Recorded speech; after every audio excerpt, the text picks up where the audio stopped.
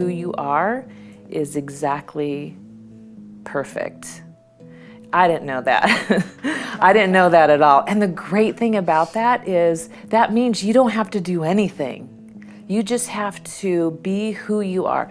All the perceived negative things that you are, those are the things that I think are going to propel you to be different. Welcome back to Happiness in Progress. I'm your host, Danielle Craig. I'm a former journalist, an Emmy Award winner, a mom, wife, and what I like to say is just a person looking for more joy in the everyday.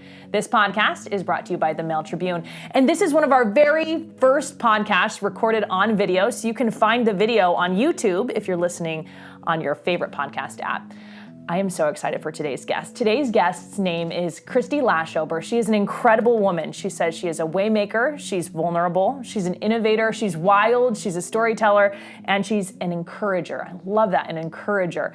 She has spent time on both sides of the law, including 4 years in prison. Now she's working on a book about her experience. She is also about to graduate from SOU for innovation and leadership. She's also working on several advocate projects, and she runs Ashland Fight Night.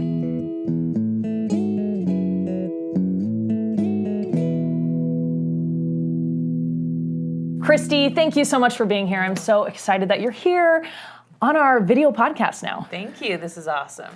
So one of the things I love these different words that you use to describe yourself, a waymaker, an encourager. Of those, what's the one that just pulls at your heart? I would say encourager. Yeah. Why is that important to you? Because I know as women, I think we all need people around us that encourage us, that to say we have that little thing in our heart that says, I wonder if we can do that. And I want to be that person that says, yes, you can. And I'm sure in your time, especially when you were in prison, you ran into a lot of women who didn't believe they could do it. They kind of hit the bottom. Tell me about that. Well, I actually was one of those women, you know, so it took a little while in order for me to feel like I could do better. I could achieve, that I wasn't this horrible, awful, terrible person. And it took a few years, actually. And so until I started kind of turning inward and saying, okay, I have a decision to make. I either keep going down or I go up, and that's what I did. And I just want to help other women do the same thing. Wow, I love that. Okay, so we're going to rewind. We're going to revisit this because I already have so many questions. But let's start with kind of a rough, quick timeline of your life. How did you end up, in prison? How did you end up on the other side of this? Tell me about it. Well, I was born with this a syndrome called Vogt syndrome, and it's an acronym for different issues. So it's V is vertebrae, anus, cardio, trach, renal, esophagus. Wow. Oh my goodness. And limbs. And so I was born with a perforated anus, cardio issues. I have one little thumb and no thumb on my other hand. And so I was in the hospital a lot. And so I've had many operations, and I got addicted to opioids as a little girl. And so I just learned to deal with emotions through Demerol and morphine. And my parents were great. They were young, and they didn't know. We really didn't know about that. And so I just knew that it would be okay for me to go in the hospital because I knew I was going to get a little bit of relief through pain medication. And so I just learned to... I learned that I thought that would be my life. And then I ended up getting sober because I still continued with that, not sharing feelings, and then in high school, and then partying, and I had a lot of restrictions on me. So then when I wasn't in those restrictions, I kind of went wild, and I wanted to always adjust the way I was feeling because I thought only happy and good was an appropriate feeling. Wow. And so I ended up keep using and always doing pills, and then I got sober. In that time I married a man who was a police officer, and he ended up having an affair, and there are other issues, and and my dad passing away, and I didn't talk about my feelings. So then I got another pain shot, and it was offered to me, and I know I didn't need it, but I took it. Was that the first time you realized that you were using drugs specifically to deal with your feelings? Yes, that was the first time I thought, wow, I need relief, and the only Yeah. way I was going to get it was through a pain shot, which was crazy. And then that shame comes because wait, I'm a smart person. Why do I need that? And then all that shaming, you don't talk about it. So it's more isolation. Yeah.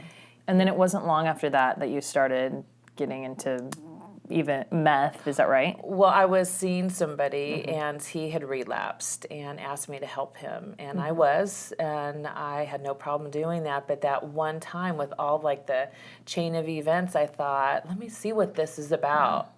And I used, and I couldn't stop. Wow. And prior to that, I was a wardrobe stylist, so I had my own business that I loved.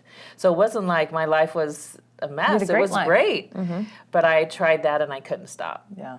And then you got into selling the drugs. Yeah, because I couldn't afford it, because I stopped working, because I can't do both. The spiral of drug use. The spiral of drug use, and you watch it, and you're watching yourself, and you think, I can't tell anybody, because then I have to stop, and then I have to face all the stuff I'm running from in the first place. And not really a lot of people, including myself, really understood what was happening until I was deep. Was there any kind of relief when you were caught? Not for me. I know for my boyfriend, who I was with at the time, he kept saying, Kris, we're rescued. Thank God we're rescued. But you were facing shame that you had never had to face before. Right, yes. So tell me about walking into prison. You get this 4-year, it was a 5-year sentence. Yeah, well, originally they said I was facing 10 years. I had never been in trouble before, so I was still in denial, thinking that I'm gonna get to go home right away, and I didn't, and I would serve time in, I was arrested in Las Vegas, and then Oklahoma, Texas, Rhode Island, and in Connecticut. Wow. When you're walking into prison, what are you thinking? I'm still in shock. Yeah. I was still in shock, thinking, what is happening? Is this really my life? I mean, yeah, it was still pretty shocking. Is it shocking still? It still is. It still is. When I talk about things, I think, did I really go through that? Like, was this, a lot of times I think, was this body really in a cage for 4 years? Yeah. Like, for the first 2 years, you couldn't go outside. So you're just in a one-room cage. And it's, I'm from Laguna Beach. I love the ocean, and the sky, and sunshine. And food, the smell of the fresh air, and people. What was the hardest thing about being in prison? The hardest thing was shame and being alone. How did you deal with that? It was, I noticed, one of the things that was real important to me that I noticed is my cell was above the waiting room, or above the visiting room. So people would come to visit, not me, because I was in Rhode Island, I was far away. And so I would pound on the window, and I was up several stories, and then they would stop because they could hear a pounding and look, and then they'd see a woman up there, and they'd all stop and put their hands in prayer position, and I would just bawl. So for 2 years, that's what I did. Every weekend, I was so excited to just, hi. Oh my goodness. Yeah, so that made me feel like, wow, I didn't know I needed to be seen as a regular person. Yeah, and that was... So, now I love to see people because I know how much I needed it, and I didn't know I needed it. Yeah, and that's the encourager part of you. Yeah. You needed that encouragement. Yeah, just a little kid smiling. Yeah, it made a huge difference. Wow. I think I recently read Brene Brown's book, and she talks about she realized that she couldn't look homeless people in the eyes because it brought her too much shame and too much guilt, et cetera, et cetera, et cetera. Do you think that's kind of the same thing? There are so many people that need to be seen, and we're not looking out of our own whatever. Yes, exactly. And it's so funny because when I go on runs, that's my favorite part. Yeah. No matter who they are, I look at them and I say, hello, good morning. I'm so happy, first of all, to be free. And I know that because if I would be brought out of the prison in shackles to go to medical, you looked at like you were just, the moms would take their kids, which I understand that because you don't know who this person is. And so I make a huge effort to say hello to everybody. And I know it's just shame because people don't know what to do with that. Yeah. And I also think people are not connected to that shame part of themselves. Yeah. So if they see someone else hurting, they're hurting, but they cover it with so much stuff. But that homeless guy can't cover it. Right. He's out there. What would nothing. you have people know to kind of change that behavior?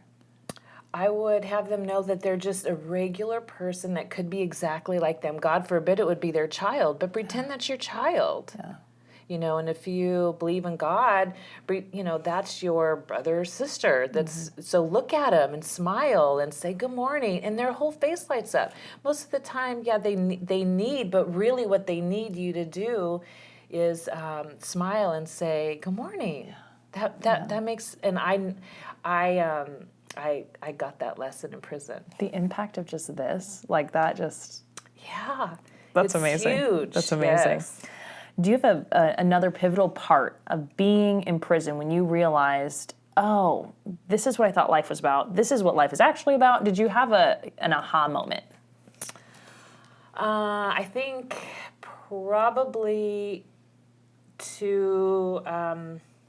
let's see. The biggest thing would be to be grateful for where I was. And it's hard to pull gratitude when you're making 12 cents an hour and you don't have 12 Right. cents an hour is not even enough for phone calls. Wow. So you either turn angry, because I was in a drug program that I ended up getting kicked out of because they said I wasn't authentic. So 2 weeks before I was supposed to go home, they kicked me out because of that, and then they said that I had to do another year. So I was angry, and I had to make that decision to turn it around and pretend that I picked this. There's something that I need to go through. So pretend that I picked this job, pretend that I am in this situation, and then it all kind of shifted. It was about my perspective, and then be of service. I said, help me be a light, help me be of service. Where were you in your time in prison? I had another about a year and a half left. Wow. Tell me about some of the mental game you were playing. So if someone's watching or listening and they're thinking, I don't like the spot I'm in, even though Right. it could be something glamorous and you're not happy with the spot you're in. Exactly. Tell me about the mental game you played to get there. The mental game would be, first it would be acceptance. Here, this is where I am. There must be a reason that I'm here. So what's the good? What's the good in this situation? Or finding something positive. When I was at I got sick when I was in there, and I was stress sickness, which I had never experienced before, and the nurses there were not kind at all, and they was actually really really mean and kind of frightening. And then right then I said, okay, God, I'm going to pretend, or I said, I know, God, that this is your child too, and he's probably a pain in your ass as well, Milo. And so I'm going to just trust you, and I'm going to pretend that me and him are trying to work together here on this. And then all of a sudden, Wow. another nurse comes in and helps me, and just it worked out so well that's like I just stop fighting what you are going through and just saying okay, and look at all the positive things, because there's abundance and positive in everything. Tell me about the really abundance in prison. The abundance would be so different than out here. Yeah. I worked in the flowers. That was my job. And I wanted to get a job in other places, but they wouldn't hire me, so I got a job in the flowers, and that was the most amazing healing thing. So instead of having a garden, we could find one flower, and then so we planted, and we put the water in it, and I watch it grow, and I want to take off the front of it so I could see what color that tulip's going to be, but I just treasured that one tulip.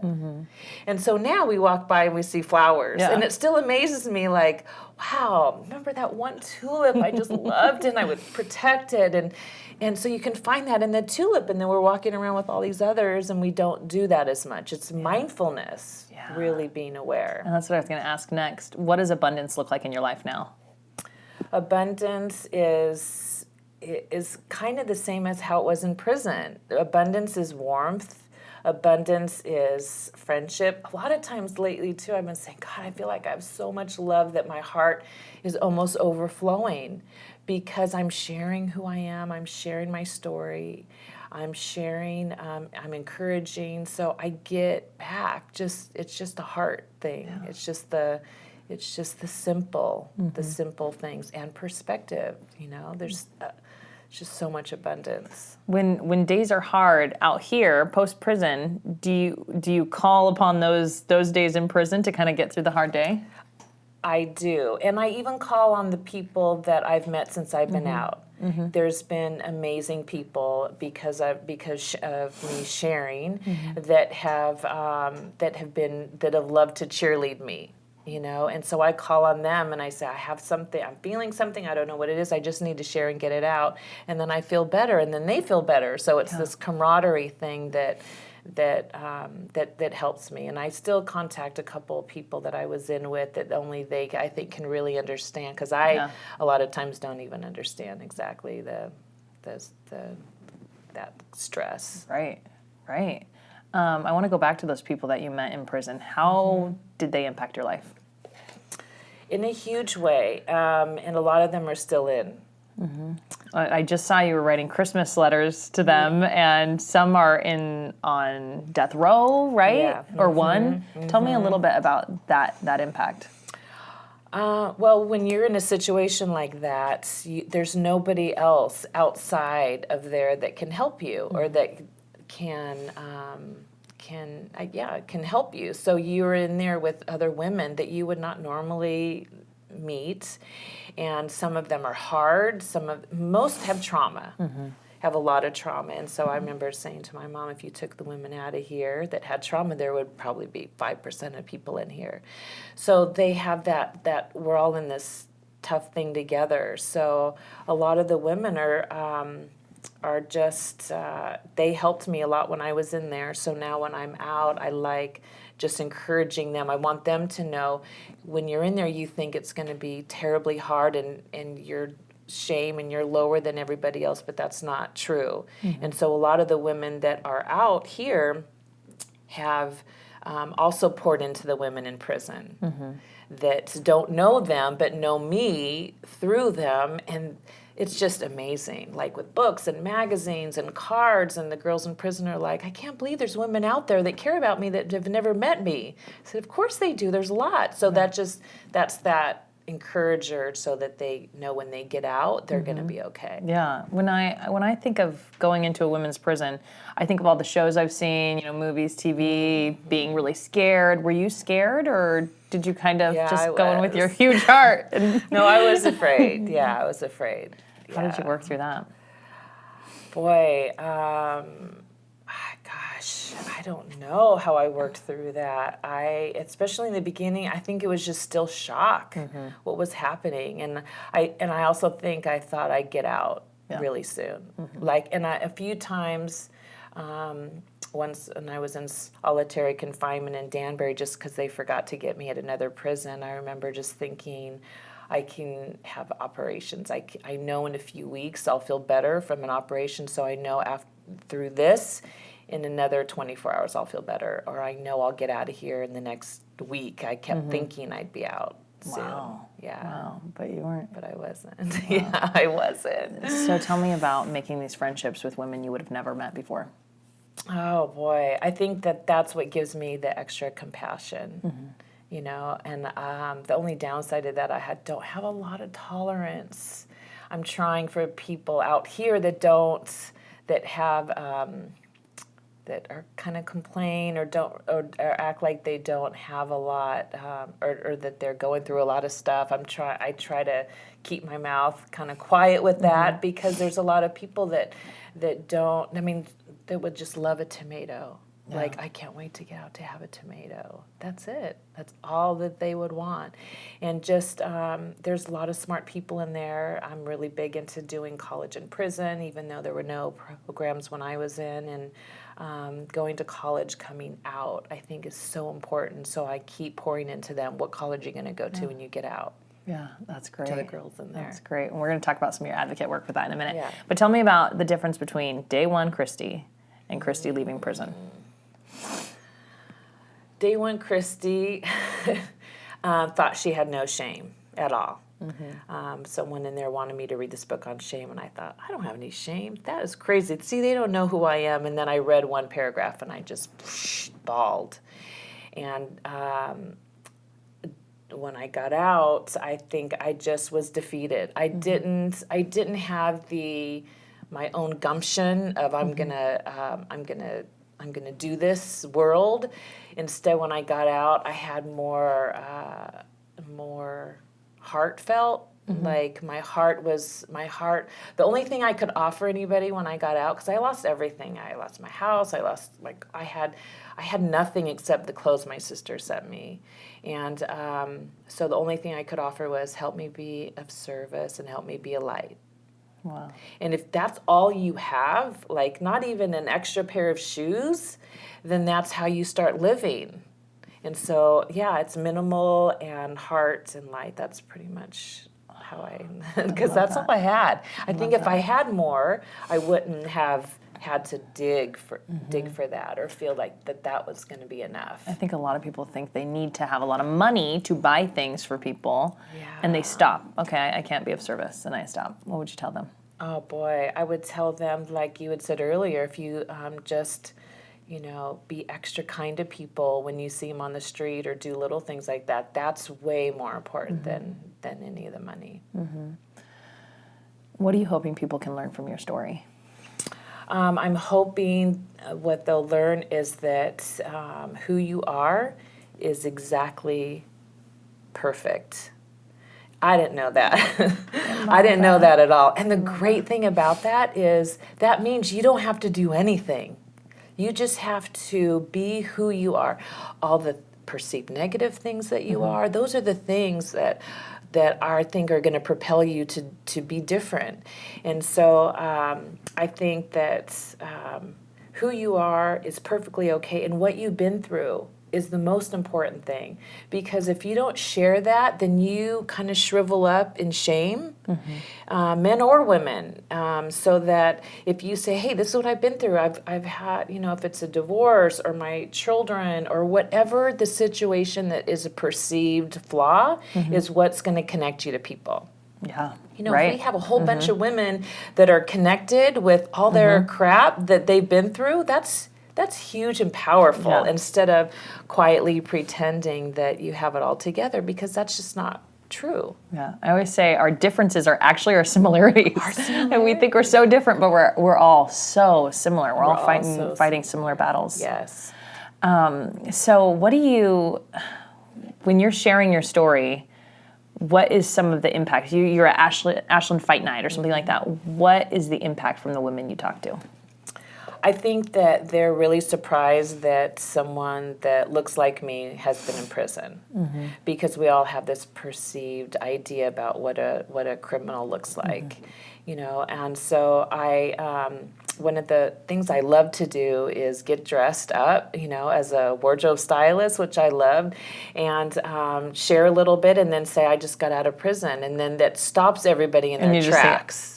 Jaws drop. Yeah, because I don't have a lot of tattoos everywhere, and I speak okay, and so I think I like to switch that up with people, and I think that I do a thing where I ask people, like, how many people feel alone, how many people, all these different things that people would not normally want to admit, and then you can see everybody feels the same way, and that's always shocking for people. And yeah, it's the things that they want to hide are the things that's going to make them great. And the one thing permission. we talked about before we started talking here was you want people to know that the people and the women, the men in prison are people too. Yes. Tell me about that.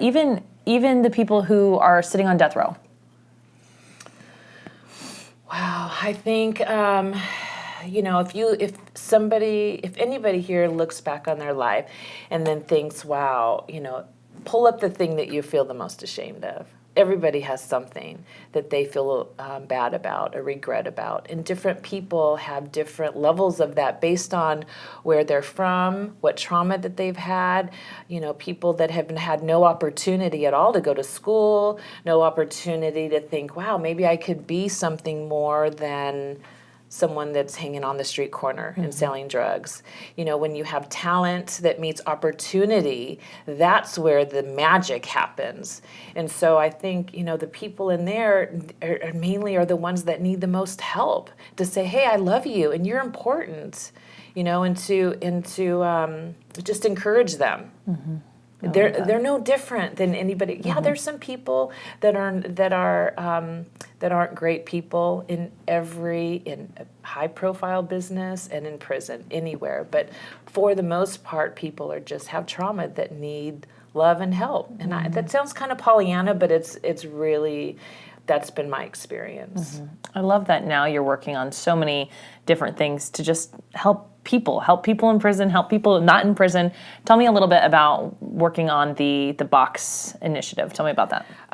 It's called Banning the Box, and it's the same as like what they had on applications for jobs, but this is for college applications because most people, and it's a criminal history box. So people that want to apply for college, they have to check that box and explain what their criminal history is. And then you wonder, why is that a question that determines if I'm eligible to be in your school or not? Because I've been to prison and I paid, my dues. My crime is, I've paid for that. So why is that important? And so the statistics show that over 60% of the people that apply and come to that box don't continue because shame takes over. And it's a well-known fact that people that get their education are way less likely to go back to prison. Yeah. Wow. And we want to encourage them, and they have a whole history of life experience that a lot of people in college don't. So that's more enrichment of, in school as well. Right. And I love that, how you talk about using your voice, talking out to the big people. Tell me about that. I'm not afraid. And I you know what I think? When I went into Rogue Community College for the first time, I was afraid. And I thought, Kristy, you lived with a serial killer. You can walk into Rogue Community College and apply to go to school. So those scary things helped me do this scary stuff out here. So in doing so, I've realized that people need each other. And the one gal who I first met at Rogue, I will never forget her. It makes me cry because she asked about my jobs prior to coming, and I said, well, I haven't had an income the last few years. And she asked why, and I was like so shameful. And I said, well, I just got out of prison. And she's like, oh my God, you did? And she goes, you're gonna be great. And I was like, I am? And she said, yeah, this is gonna be awesome. And that like propelled me. I'm like, wow, because she could have had a million different reactions. And that like love reaction set me on this path. To say, wow, I am going to be great. And I just believed her, and that continued on. And so now I think, hey, you know what? I'm 54. I don't really have a lot of time to be small. So I'm going to just keep, reaching out. Let's try. And so, yeah, I've tweeted the president of SOU and said, can I talk to you? And she said, yeah, came in. I spoke there a few times, and she wants to help me, and I want to help the school understand about people incarcerated. So there's just this big help fest going on. It's great. I love that. I also think there's a lot of people who feel like, oh, I missed my chance for college. Even if they didn't go to prison, oh, I missed my chance for college, I missed my chance for a career, I missed my chance to share my story. What would you say to those people? I'd say that I feel the same way a lot of times. In fact, at first I thought, well, I'm too old. And so it's the other people that say, no, you're not. Yeah. And so that's why I listen to them, and then I want to be that person for someone else, because I think that a lot too. I'm like, what am I going to do with this? But yeah, it's encouraging others, and just, we all have those voices in our heads that tell us things. And one of the big things is that I think, is this voice cheering me on? And if it's not, then it's not a voice I need to listen to. That's really good advice. We've talked a lot about shame as we've talked here today, and I wonder, what were some of the tools that you use to overcome shame and work through shame that other people could use? Oh boy, I think I'm still working through that, and I think the number one thing to push through that is sharing your story, sharing who you are, and the people that need to hear you will find you. So always sharing instead of being quiet. I think that's the number one thing, because when I first got out of prison, I was not going to tell anybody. What would be logically, what would be the benefit of telling someone you were incarcerated if you want a job and all that? But then I found that the people that heard me had shame too, so they wanted to share their story, and they started telling me secrets that they've never told anyone, because I can't judge them and look where I just was. And so that's just been continuing, and that's the number one thing that keeps shame away, is to talk about it. Shame grows in the dark. Shame grows in the dark, yeah, and that's exactly what happened. Shame is why I went to prison, because I had lovely people around me that I could say, hey, I'm in trouble and I need help, but I didn't, because the shame was too huge. Okay, so is there a step? If someone's watching or listening today, one step, do it today, just to start. I would find one person and tell like the most scariest, shameful thing that you think you've done, and I guarantee you someone else is going to say, probably one up you on their shame story. And then it's kind of this whole big thing of who's done the worst, but it just takes all the power out of it. And then you have, instead of that big ball of shame in your body, that leaves, and then you have room for all this other love. It's crazy how that works. I love it. What would be, I ask everyone this, what would be your number one tip to finding more joy in the everyday, in the good days, the bad days, and the in-between? Finding joy would be,